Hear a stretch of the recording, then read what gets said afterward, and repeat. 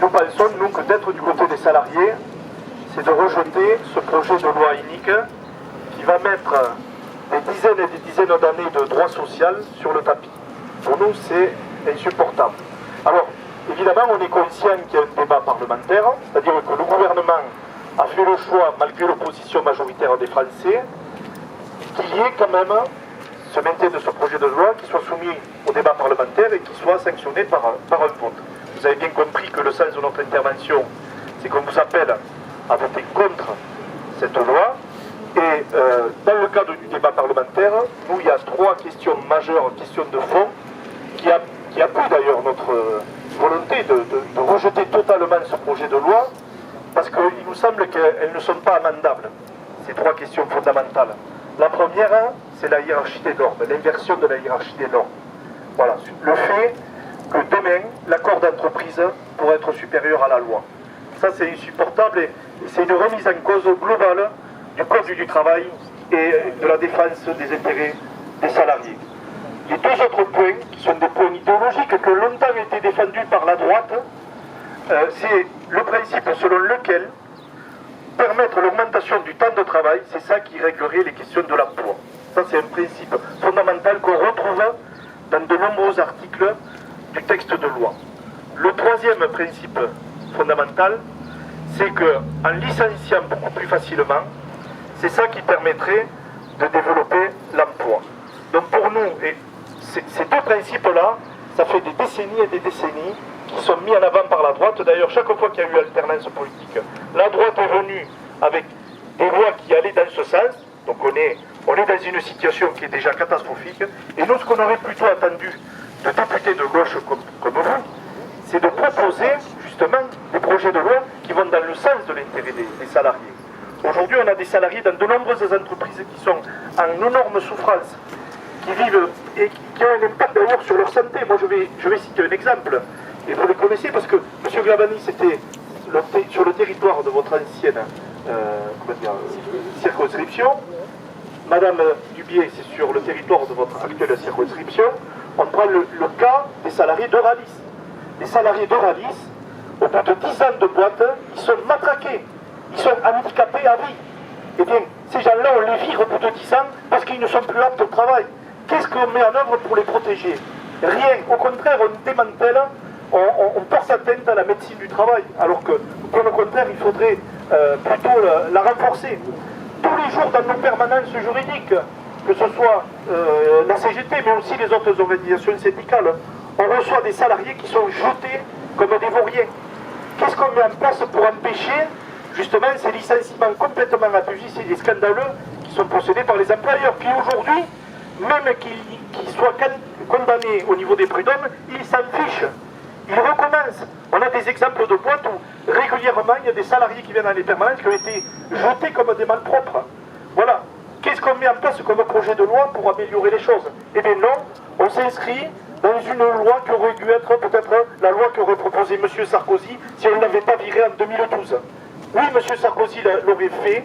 Et ce qui est inacceptable pour nous, c'est que vous vous préparez à le faire ces jours-ci. Donc c'est pour ça qu'on vous demande le retrait total de ce projet de loi. Et donc on vous appelle à voter contre.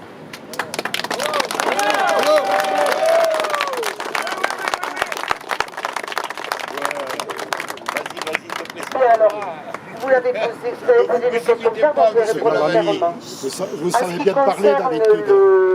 Vous parlez bien d'habitude.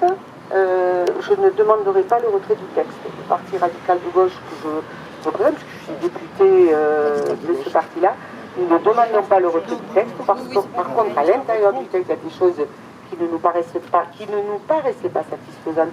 Donc on a déjà présenté des amendements à la fin de commission des affaires économiques pour avis en commission des affaires sociales. Nous continuerons à le faire pendant l'examen du texte. Pour ce qui me concerne, je ne prendrai pas, je ne vous dirai pas aujourd'hui si je vote le texte ou si je ne le vote pas. Il y a des amendements qui sont présentés en fonction de l'avancée des travaux parlementaires et de l'adoption ou pas des amendements que nous avons présentés. Nous aurons une réunion au niveau du groupe et nous prendrons une décision à l'issue de l'examen en première lecture du texte.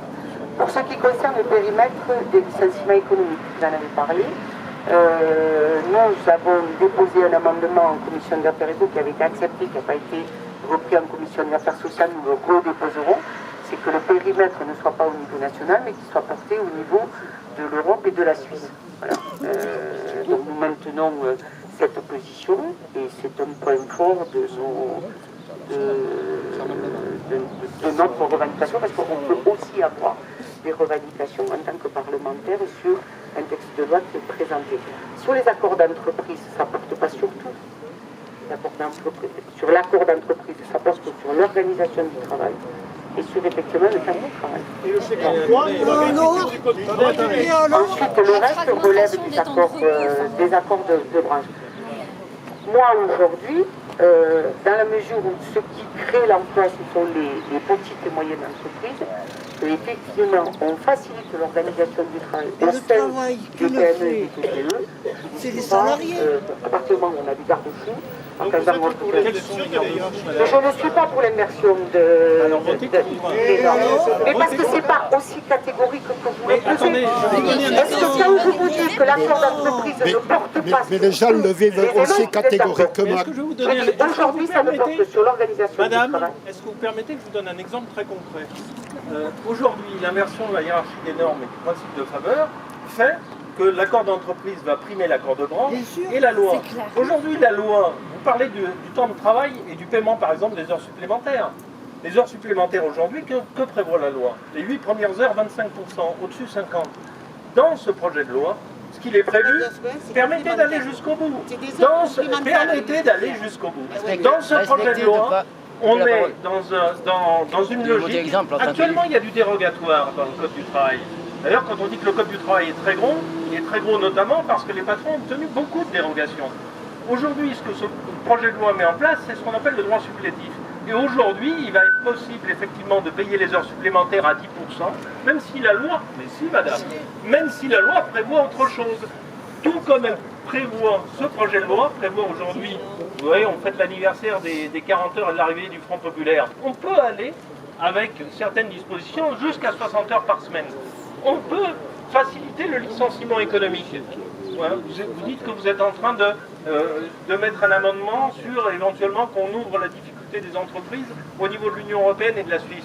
Moi j'ai lu le projet de loi et j'ai lu ce qu'on appelle les études d'impact. Sur 8 pages, le gouvernement nous dit qu'effectivement, il faut aller vers une appréciation de la difficulté, non pas au niveau du groupe, mais au niveau de l'établissement, parce que c'est naturel et c'est comme ça, et ils prennent un certain nombre d'exemples internationaux. Donc voilà ce que prévoit le projet de loi. Moi j'ai regardé vos amendements, ils ne portent pas, ils portent sur la Suisse et sur l'Union européenne, sur l'inversion de la hiérarchie des normes. Rien sur l'inversion de la hiérarchie des normes. Quant aux amendements de M. Glavany, s'en expliquera peut-être, mais je n'en ai vu aucun. Donc nous ce qu'on demande ici, peut-être ça veut dire, M. Glavany, que vous allez voter pour le retrait du texte, c'est-à-dire voter contre. Parce qu'aujourd'hui on est fondamentalement sur un changement philosophique. Un changement philosophique sur le droit du travail. Dans ce pays, la loi protège et prépare le minimum de droits pour les salariés. Avec ce projet de loi, on va en dessous de la loi. Et en dessous de la loi, on peut avoir force de loi finalement. C'est un code du travail, je dirais, à la carte, entreprise par entreprise qui est proposé. Voilà. Et sur le licenciement économique, vous parlez des PME, s'il est facilité, notamment c'est sur les PME. Il suffira d'un trimestre de difficulté en termes de chiffre d'affaires, d'un trimestre. Sur les entreprises de moins de 11 salariés. De moins de 11 salariés, il suffira d'un trimestre. Alors je vous renvoie une chose. Lorsque la crise économique est arrivée en 2008, qui a ravagé toute l'Europe, on prenait en exemple l'Allemagne parce qu'ils mettaient du chômage partiel pour garder les salariés dans l'entreprise. Cette loi, ce qu'elle permet, c'est de les dégager au plus vite. Au plus vite. Et au nom de quoi ? Dans les études d'impact et dans tous les attendus du gouvernement, c'est au nom de la sécurisation, des employeurs. Au nom de la sécurisation des employeurs. Comme si le licenciement économique aujourd'hui était, je dirais, l'alpha et l'oméga de l'entrée dans le chômage. Vous savez, si vous avez étudié, la question qu'à Pôle emploi, il n'y a que 2% des chômeurs qui sont issus du licenciement économique. 2%. Et pour ces 2%, vous allez faire ce que demande M. Gattaz. Je vous renvoie un Twitter récent de M. Gattaz qui a dit s'il y a une chose à laquelle on tient, je peux vous le donner, je l'ai là, je l'ai photocopié, c'est l'inversion de la hiérarchie des normes. Et si on me remet en cause ça, je me barre de la négociation sur l'assurance chômage. Voilà, nous on vous demande, quand on parle du retrait, on vous demande de voter contre. De voter contre parce que fondamentalement, ça abat 130 années de droit du travail. Le droit du travail, c'est le patrimoine commun des salariés. Aujourd'hui, c'est faire croire que dans ce pays, il n'y a pas de flexibilité, mais où a-t-on vu ça? Où a-t-on vu ça? Alors qu'il y a de plus en plus de CDD, des CDD à foison, hein, alors qu'en fait aujourd'hui, la rupture conventionnelle permet de se séparer d'un salarié de manière très facile pour un employeur. Donc moi je vous pose la question, qu'est-ce qui justifie cette loi? Est-ce que c'est l'emploi? Non. Est-ce que c'est ça, madame? Voilà, et monsieur, est-ce que c'est l'emploi? Bravo. Bon, la manière dont à titre personnel, puisque c'est comme parlementaire des Hautes-Pyrénées que vous nous interrogez tous les deux et que je réponds moi en mon nom, après que je l'ai fait, ça a été dans un premier temps de dire au gouvernement qu'il était hors de question de discuter la première version de la loi El Khomri, hors de question, et on a été suffisamment nombreux pour le convaincre et donc de le remettre à une vraie négociation sociale, ce texte avant d'en saisir le Parlement. Donc, pour nous, c'était le signe que cette première version était inacceptable, au sens où elle était très déséquilibrée, beaucoup trop déséquilibrée en termes de droits sociaux et de protection des travailleurs. Et la deuxième version, qui a fait l'objet d'un accord social avec des organisations syndicales, pas les autres, je le sais, mais avec d'autres organisations syndicales, je ne suis pas syndiqué dans des organisations syndicales, donc je ne m'en ai pas de répondre à leur nom. J'ai accepté avec d'autres d'en discuter parce qu'il me semblait qu'il était moins déséquilibré. Je n'ai pas dit équilibré, mais moins déséquilibré. N'oubliez jamais, moi je le pense, qu'il y a des choses dans ce texte qui se sont d'ailleurs renforcées avec cet accord avec ces organisations syndicales. Je pense en particulier au compte personnalisé ou à la garantie jeune, au compte pénibilité, et à la garantie jeune généralisée. Mettez-le à part. Pourquoi on l'a mis dans cette loi? Mettez-le à part, ce qui est bon. Bon. Je peux continuer, cher José Navarro. Et maintenant, on est dans une logique de discussion de ce texte qui reste, sur un certain nombre de points, encore inacceptable, au sens où il y a des choses que je n'accepte pas. Alors, José Navarro me demande pourquoi il n'y a pas d'amendement signé la main. Non, vous n'avez pas été attentif. Mais parce que... Il n'est pas répertorié sur le site de l'Assemblée nationale. Parce que... Vous n'êtes pas attentif du tout. Hein. Mais...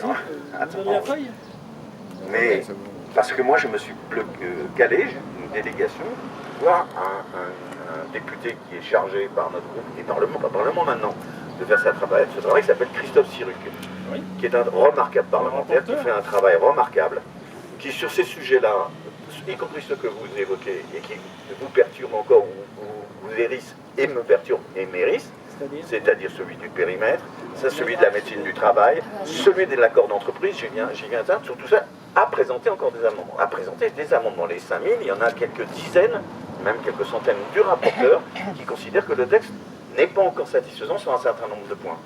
Sur l'affaire de l'accord d'entreprise, sur la hiérarchie des normes, Janine a commencé à répondre. Il n'y a pas d'inversion de hiérarchie des modes. Mais on ira, tous les citoyens dans tous les domaines, il y a un risque d'inversion de la hiérarchie des normes dans un domaine, celui qui est l'aménagement du temps de travail. Et le paiement des heures sup. De l'aménagement du temps de travail. Et le paiement des heures sup. Forcément, le temps de travail déclenche les heures supplémentaires. Oui. Mais sur ce sujet-là, qui n'est d'ailleurs pas une inversion stricto sensu dans la mesure où, enfin, je veux dire, il faut quand même, dans toute entreprise concernée, il faudra un accord majoritaire syndical. Non, un accord syndical majoritaire. Un accord syndical majoritaire à la demande des syndicats. À la demande des syndicats. Nous nous interrogeons et nous cherchons, et Christophe Siruc cherche par voie d'amendement, comment éviter le risque que vous évoquez, qui n'est pas, que je ne néglige pas, je reviens d'un revers de la main pour voir comment on pourrait le verrouiller ou le faire garantir par un accord de branche. On est en train de travailler sur ces sujets. Donc sur la médecine du travail, pareil. Sur le périmètre, pareil. Le rapporteur ne veut pas entendre parler d'un périmètre national au niveau stricto français. Donc sur ces sujets-là, qui continuent à être des sujets sensibles et sur lesquels nous avons des amendements, nous travaillons, et le travail qui va... Et on verra au bout du compte. Y compris, je peux vous le dire, c'est un secret de polichinelle, aujourd'hui, le rapporteur, Christophe Sirugue, qui parle au nom de la majorité parlementaire, ou de la majorité, est encore en désaccord sur 2-3 points avec le gouvernement. Et je ne sais pas comment ça sera tranché. Et il n'est pas impossible qu'au bout du compte, on dise au gouvernement, non, si vous ne bougez pas sur ces 3 sujets, qui sont ceux dont on parle et dont vous parlez, eh bien, nous ne voterons pas Moi, je me pose une question quand même. Pourquoi cette loi, aujourd'hui, de destruction du Code du travail, j'aimerais que vous me disiez et que vous me répondiez sur les fondements, je dirais à la fois philosophiques, économiques et sociaux de cette loi. Alors, c'est pour créer de l'emploi. Je vous pose la question parce qu'il en a parlé, ça fait 35 ans qu'on subit des remises en cause au droit du travail. Et aujourd'hui, on est à 6 millions de chômeurs. Alors, premièrement, l'idée que ce texte soit un texte pour provoquer de la précarité, je sais bien que ça fait un beau slogan, mais si vous ouvrez les yeux, la précarité, elle est déjà là massivement. Elle est déjà là massivement. Donc, pour traiter la précarité. Est-ce que c'est un projet de loi pour l'emploi? Laissez-moi parler. Donc, je veux dire, l'idée même que dire ça va provoquer de la précarité, c'est juste, on ne regarde pas autour de nous comment les choses se passent. Vous l'avez dit, maintenant 80% des contrats de travail qui sont signés, sur le stock, c'est le stock des emplois existants. 80%, oui, de CDI, mais dans ceux qui sont signés cette année et l'année dernière, c'est plus de 80% de CDD. Donc la précarité, elle est en train de se généraliser. Et donc, à cause de qui? Puisque vous avez fait alors, la question c'est de savoir comment on traite ce problème-là. Et un point qu'a commencé à aborder Janine, mais que vous avez, sur lequel vous avez réagi avec force tout à l'heure, c'est de dire, écoutez, la situation des entreprises n'est pas du tout la même entre un grand groupe multinational, un groupe national, des petites, des moyennes, des petites et des petites, très petites entreprises. Et dans les Hautes-Pyrénées, dans notre département, dans nos circonscriptions, il y a beaucoup de petits patrons qui ne sont pas des voyous, pas tous. Il y en a parfois, mais qui ne sont pas tous des voyous, et qui sont dans une communauté de destin avec leurs salariés. On ne tombe pas de la lune non plus, on le sait ça. Hein. Quoi? On le sait, ce que vous dites. Eh ben oui, mais depuis moi, longtemps, depuis tous les gens qui viennent nous voir dans nos permanences, autant que les chômeurs, en nous disant je ne peux pas embaucher si j'ai pas de garantie de souplesse. C'est leur carnet de commandes le problème? Mais c'est les deux, amis. Si c'est les deux, ça veut dire que quand vous êtes dans une situation où il y a des commandes et il y a des commandes et que les petits patrons d'une petite boîte du patrons des Hautes-Pyrénées n'embauchent pas parce qu'il dit je n'ai les commandes que pour 3 ou 6 mois. Mais c'est pas une fable, c'est le carnet de commande. C'est le carnet de commande. Oui, mais le carnet de commande, José Navarro, il n'est pas sur 20 ans. Le carnet de commande, il est parfois pour 3 mois ou 6 mois. Jean-Claude Vanni, vous n'avez pas voulu répondre. Alors, il y a une des organisations syndicales. Attendez, sur l'emploi, est-ce que c'est pour l'emploi? Vous permettez, une des organisations syndicales qui a signé ce texte, c'est parce qu'on est devant. Pas besoin de ça. À droite. À gauche. Alors, bon, moi je vous dis, vous n'avez pas répondu sur la question, est-ce que c'est une loi pour l'emploi? Je vous dis que M. Laurent Berger, excusez-moi d'employer un gros mot, qui a signé cette loi, il dit « Cette loi n'a aucune vocation à créer de l'emploi. Ce n'est pas le sujet. » Voilà ce que dit Laurent Berger. Cette loi n'a aucune vocation à créer de l'emploi, ce n'est pas le sujet. Le sujet de Laurent Berger, et là on est fondamentalement en désaccord avec lui, c'est la question de l'inversion de la hiérarchie des normes. C'est tout. Voilà. Voilà ce qu'il dit. Écoutez, interview donnée à Alternative économique, si vous voulez, je vous en fais une photocopie. Il a débattu avec un économiste de l'OFCE. Il redit, je vous le dis, cette loi n'a aucune vocation à créer de l'emploi, ce n'est pas le sujet. Bon, écoutez, si c'est pas le sujet, et si ce que vous me dites, si j'entends ce que vous me dites, nous on est pour la différenciation entre les PME et les multinationales, ce que ne faisait pas d'ailleurs le projet de loi. Hein. Mais en même temps, qu'est-ce qu'on dit? 40 milliards d'euros dans le cadre du pacte de responsabilité ont été déversés. Beaucoup pour des groupes multinationaux. Monsieur Gattaz avait dit je créerai 1 million d'emplois. Résultat des courses, 700 000 emplois détruits dans ce pays depuis 4 ans. C'est ça, 700 000 chômeurs de plus et 200 000 emplois détruits. Je dis cette logique qui est en place depuis 35 ans, il faut peut-être la stopper. Et la stopper, excusez-moi, le retrait, ça veut dire quoi? Ça veut dire voter contre ce projet. Parce que tous les amendements du monde ne changeront pas la philosophie de ce texte. Et le premier article, qu'est-ce qu'il dit? Il n'y a aucun amendement sans doute sur le premier article qui dit que les droits fondamentaux des salariés sont conditionnés, peuvent être conditionnés, peuvent être conditionnés à la santé et aux difficultés de l'entreprise. Mais c'est une aberration qu'un gouvernement de gauche, c'est le 80e anniversaire du Front Populaire qui a créé des droits pour les salariés, soit en train de les détruire. Comme Philippe Martin. Bravo. Premier, qu'est-ce qu'il fait Philippe Martin dans le gars? Il vote contre Philippe Martin. Je sais pas, il me l'a pas dit, mais bon. Si, il l'a dit. Peut-être que ça se terminera comme ça pour nous aussi. Je veux dire, je me fous de ce que dit Laurent Berger. Je ne suis pas le porte-parole de la CFDT. Vous le savez bien. Et encore moins de Gattaz. Et d'ailleurs, vous êtes notre porte-parole, hein, monsieur. Vous représentez les citoyens. Vous représentez tous les citoyens, normalement. Bah oui. Oui, mais j'ai pas trop l'impression. Oui. C'est gentil de me le dire, je crois le savoir. Mais c'est qu'on le rappelle. Peut-être pas. Mais bon, ça te le concrètement. Voilà. Pourquoi vote pour vous? Oui, mais attendez, laissez-moi finir. L'intérêt général, il est dehors. Je suis encore moins le porte-parole de Gattaz. Mais d'ailleurs, Gattaz, aujourd'hui, s'il se rédit aujourd'hui, mais parce que c'est elle était. Mais c'est de cette loi, pour lui, c'est ça. Et oui, mais c'est bien parce qu'il ne l'a pas obtenu et qu'il ne l'a pas obtenu. Mais elle l'était dans la première version, vous aviez raison de le craindre. Dans l'état, mais nous sommes en train de regarder comment on peut, parce que je veux aussi répondre moi à ce que me disent les patrons des petites entreprises des Hautes-Pyrénées qui me disent comment on fait le carnet de commande, comme vous dites, le carnet de commande, oui, mais le carnet de commande quand ils n'ont... L'accès au crédit pour l'investissement, voilà. Ah si, je vous interrompais quand vous parlez. Mais le carnet de commande que j'ai, il n'est pas de 1 an, il est pas de 2 ans. Quand il est de 2 ans, de 3 ans, de 4 ans, je peux embaucher. S'il est de 3 mois, de 6 mois, je ne peux pas embaucher parce que je... Du CDD, voilà, du CDD. Il faut répondre du CDD. On fait du CDD. Après, vous vous étonnez et vous vous plaignez qu'il y a, juste titre d'ailleurs, qu'il y a la multiplication du CDD. Donc voilà. Mais non, justement, c'est l'inverse. Moi, s'il y avait un amendement qui signé Clavani, je dirais CDD interdit. Malheureusement, c'est un peu utopiste. Mais moi, je ne suis pas du tout pour la génération du CDD. Mais CDD interdit, je dirais. Voilà. Donc moi je vous le dis sincèrement, il y a eu un progrès entre la première version inacceptable et la deuxième version. Et il y a encore des progrès à faire. C'est ce que s'attache à faire Christophe Sirugue, qui a ma confiance. C'est un garçon, c'est un vrai homme de gauche avec des vrais... Je le dis tranquillement, Christophe Sirugue est un vrai homme de gauche avec des vrais convictions. Vous savez bien.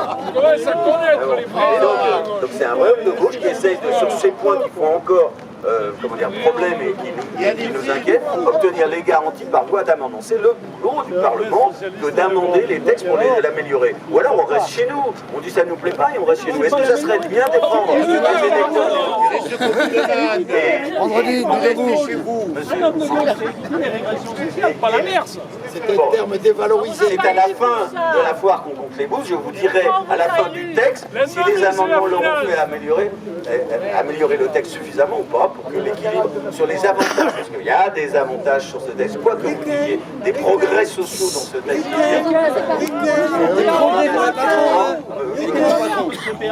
Parce que ça c'est une technique éprouvée. Les progrès sont Oui, la conscience est assez éprouvée. Tu ne les vois pas. Oui.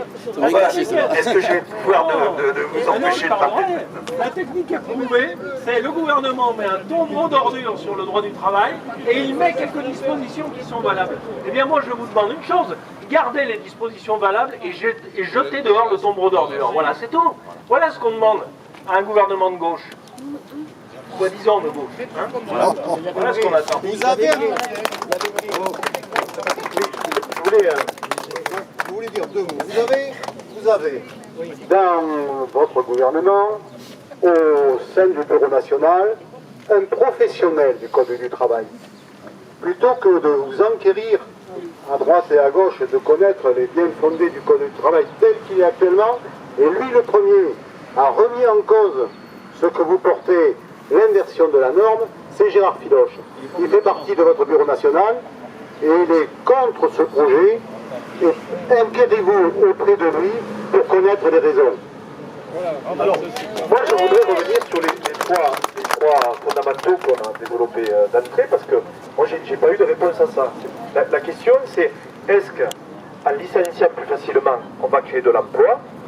Ces politiques-là sont un échec depuis des années. Et non, mais parce que vous êtes en train d'argumenter que pour certaines entreprises, en permettant de licencier plus facilement, c'est ça qui va créer les emplois de demain. Voilà. Mais si, c'est ce que Mme Dubier a dit tout à l'heure en disant, et vous l'avez relayé en disant, on a l'exemple des très petites entreprises et des petites et moyennes entreprises. Donc, c'est de cette logique-là, il faut se le dire. Sur le temps de travail, est-ce que vous pensez qu'en permettant aux employeurs de pouvoir faire travailler les salariés plus longtemps, puisqu'il y a un lissage sur 3 ans qui est prévu, avec une augmentation du temps de travail, qui n'est pas forcément rémunéré, puisque c'est soumis à un accord d'entreprise, vous savez, dans les entreprises, ou alors, moi je vous invite à y faire un tour. Les pressions qu'il y a sur les salariés, c'est si tu n'es pas content, tu prends la porte.